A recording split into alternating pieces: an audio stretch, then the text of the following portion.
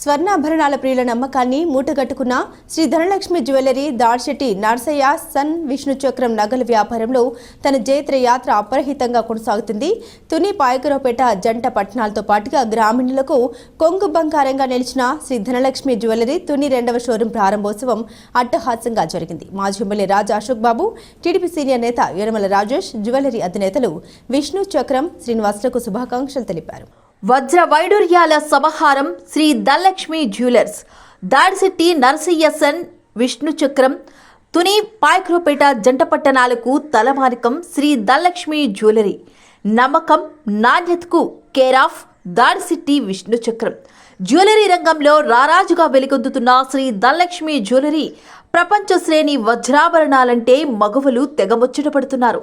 Shri Dhanalakshmi jeweller స్వర్ణాభరణాలు ఏ శుభకార్యానికైనా శుభకరమని బంగారు ఆభరణ ప్రియులకు సెంటిమెంట్.